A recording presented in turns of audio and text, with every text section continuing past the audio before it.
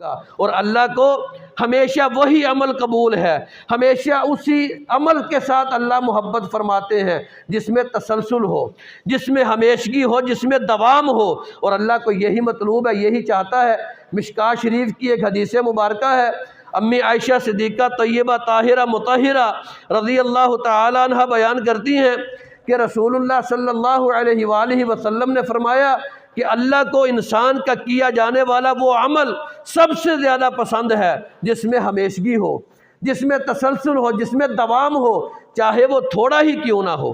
تو رمضان المبارک کے مہینے میں ہمیں کوشش کیا کرنی چاہیے کہ اپنے عمل میں تسلسل پیدا کرنے کی کوشش کرنی چاہیے۔ یہ نہ ہو کہ پہلے دن ہم لوگ آئیں، تراویح کی ادائیگی کریں اور دوسرے دن ہم تراویح کو چھوڑ دیں۔ کوشش یہ کریں چاہے عمل تھوڑا ہو لیکن اس میں تسلسل ہو، اس میں دوام ہو، اس میں ہمیشگی ہو۔ اگر پہلے رمضان المبارک کے مہینے میں آپ نے تراویح کی ادائیگی کی ہے تو پھر آخری مہینے تک ہر روز آپ رمضان المبارک کے مہینے میں آ کر نماز تراویح کی ادائیگی کرو۔ کوئی بھی عمل جب اس میں تسلسل ہوگا، ہمیشگی ہوگی، وہ اللہ کو آپ کا عمل سب سے زیادہ محبوب عمل بن جائے گا۔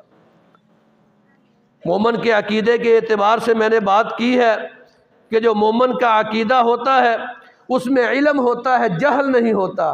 علم کیا ہے؟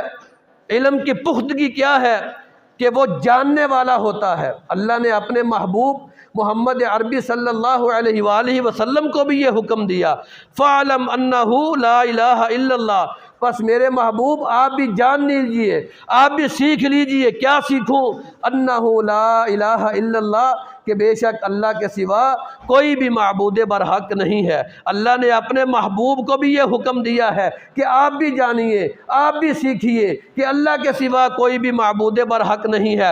وجہ کیا ہے؟ اگر آپ نہیں جانتے تو آپ کس طرح لوگوں کو دعوت دے سکتے ہیں؟ اگر آپ نہیں جانتے تو آپ کے اعمال کس طرح اللہ کے حضور قابل قبول ہو سکتے ہیں؟ جب ہمارے آقا محبوب محمد عربی صلی اللہ علیہ وآلہ وسلم کو اللہ نے یہ سیکھنے کا حکم دیا ہے تو پھر کیا ہم اس حکم سے باہر ہیں؟ ہمیں بھی یہ سیکھنا چاہیے۔ پھر اللہ تعالیٰ ارشاد فرماتے ہیں، قُلْ هَلْ يَسْتَوِي الَّذِينَ يَعْلَمُونَ وَالَّذِينَ لَا يَعْلَمُونَ۔ اے میرے محبوب ان کو کہہ دیجئے کہ کیا جاننے والے اور نہ جاننے والے برابر ہو سکتے ہیں؟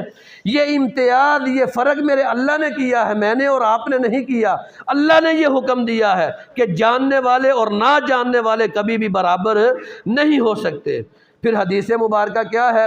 رسول اللہ صلی اللہ علیہ وآلہ وسلم نے ارشاد فرمایا، من مات وہو یعلم ان لا الہ الا اللہ دخل الجنہ۔ جو اس بات کے اوپر فوت ہوا، جب شخص فوت ہوتا ہے اس کا عقیدہ یہ تھا کہ اللہ کے سوا کوئی بھی معبود برحق نہیں، داخل الجنہ، وہ سیدھا جنت میں اللہ تعالیٰ اسے داخل فرما دیتے ہیں۔ یہ توحید کی برکات ہیں، توحید کی برکات ہیں، یہ توحید کے فیوز ہیں۔ لینا کس نے ہے؟ آپ نے اور میں نے۔ تگو تو کس نے کرنی ہے؟ آپ نے اور میں نے۔ کوشش کریں ان فیوز کو، ان برکات کو حاصل کرنے کی کوشش کریں۔ اور کوشش کیا ہے؟ اپنے عقیدہ توحید کی درستگی، اپنے گریبانوں میں جھانک کر دیکھیں کہ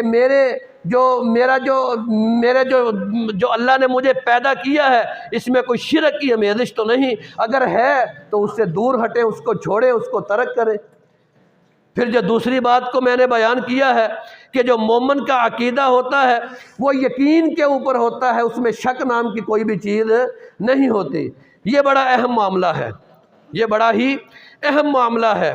اللہ تعالیٰ ارشاد فرماتے ہیں، انما المؤمنون الذین آمنوا باللہ ورسولہ ثم لم یرتابوا۔ بے شک مومن تو وہی لوگ ہیں، ایمان والے تو وہی لوگ ہیں جو اللہ اور اس کے رسول کے اوپر ایمان لاتے ہیں، ثم لم یرتابوا، پھر اس کے اوپر شک و شبہ نہیں کرتے۔ جب ہم ایمان لے آئیں تو پھر اس کے بعد شک کی گنجائش ختم ہو جاتی ہے، شک کی گنجائش ختم ہو جاتی ہے۔ پھر صرف اور صرف یقین ہونا چاہیے، اور یقین کیا ہے؟ کہ اللہ کے سوا کوئی بھی معبود برحق نہیں ہے۔ رسول اللہ صلی اللہ علیہ وآلہ وسلم نے ارشاد فرمایا، اشہد ان لا الہ الا اللہ وانی رسول اللہ۔ جو شخص اس بات کی شہادت دیتا ہے کہ اللہ کے سوا کوئی بھی معبود برحق نہیں اور میں محمد صلی اللہ علیہ وآلہ وسلم اللہ کا رسول ہوں۔ لا یلقی اللہ بہما عبد غیر شاک الا دخل الجنہ، جو اس عقیدے کے ساتھ اللہ کے ساتھ ملاقات کرتا ہے کہ اس میں کوئی بھی شک نہیں کرتا، اس کو جنت میں داخل کر دیا جاتا ہے۔ اب اس کو ایک اور حدیث کے ساتھ سمجھتے ہیں۔ رسول اللہ صلی اللہ علیہ وآلہ وسلم نے ارشاد فرمایا کہ جب بندہ فوت ہوتا ہے، فوتیدگی کے بعد دو گروہ ہوتے ہیں۔ ایک گروہ وہ جو اپنی زندگی یقین کے ساتھ گزار کے گیا ہوتا ہے، اور ایک گروہ وہ جو اپنی زندگی شک کے اوپر گزار کے گیا ہوتا ہے۔ جب جو شخص یقین کے اوپر اپنی زندگی گزار کے گیا ہوگا، جب وہ قبر میں جائے گا اس سے 3 سوال کیے جائیں گے۔ سوال کون کون سے ہیں؟ من ربو کا، من نبیو کا، ما دینو کا۔ سوال ہوگا تیرا رب کون سا ہے، تیرا نبی کون سا ہے، تیرا اسلام کیا ہے۔ جس کا عقیدہ یقین کے ساتھ اس نے اپنی ساری زندگی اس یقین کے ساتھ گزاری ہوگی تو وہ فوراً جواب دے گا اللہ ربی محمد النبی اسلام الدینی۔ اب فرشتے کیا کہیں گے؟ شاباش علی الیقین کنتا، تو نے اپنی ساری زندگی یقین کے اوپر گزاری ہے، وعلیہ متا، اور اسی کے اوپر تیری موت آ گئی، وَإِلَيْهِ تُبْتُ يَوْمَ الْقِيَامَةِ، اور اسی عقیدے کے ساتھ آج تو قیامت کے دن اٹھایا گیا ہے۔ جا، اللہ نے تجھے کامیاب کر دیا، تو کامیابی کی طرف بڑھتا جا، چلتا چلا جا۔ اب جو دوسرا شخص ہے جس نے اپنی ساری زندگی شک کے اوپر گزاری ہوگی، اس سے بھی یہی 3 سوال ہوں گے، من ربو کا، من نبیو کا، ما دینو کا۔ 3 سوال۔ اب وہ کیا کہے گا؟ ہا ہا لا ادری، ہا ہا لا ادری۔ اب یہ ہا ہا کیا ہے؟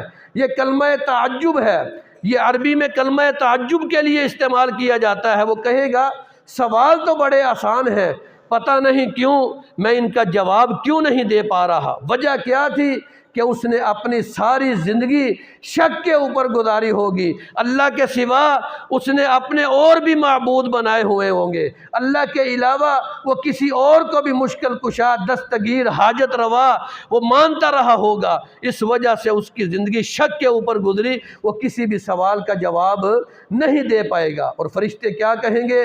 تو غرق ہو جا، تو غارت ہو جا، علی الشک کی کنتا، جب تجھے موت آئی تو فوت ہوا تو تیرا عقیدہ شک کے اوپر قائم تھا، وَإِلَيْهِ مُتَّ، اور اسی شک کے اوپر تیری موت آ گئی، وَإِلَيْهِ تُبْتُ يَوْمَ الْقِيَامَةِ، اور قیامت کے دن تو اسی شک کے ساتھ اللہ کے حضور اٹھایا جائے گا۔ یہ یقین اور یہ شک یہ انسان کے لیے بڑا اہم ہے۔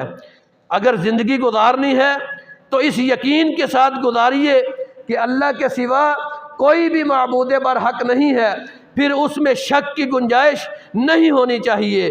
پھر عقیدہ کیا ہے؟ بس اللہ ہی ہے، وہی حاجت روا ہے، وہی مشکل کشا ہے، وہی رازق ہے، وہی غوث ہے، وہی دستگیر ہے، وہی بگڑیاں بنانے والا ہے، اس کے سوا کوئی بھی عطا کرنے والا نہیں، وہی اولادیں عطا فرمانے والا ہے، اس کے سوا کوئی بھی اولاد عطا کرنے والا نہیں ہے۔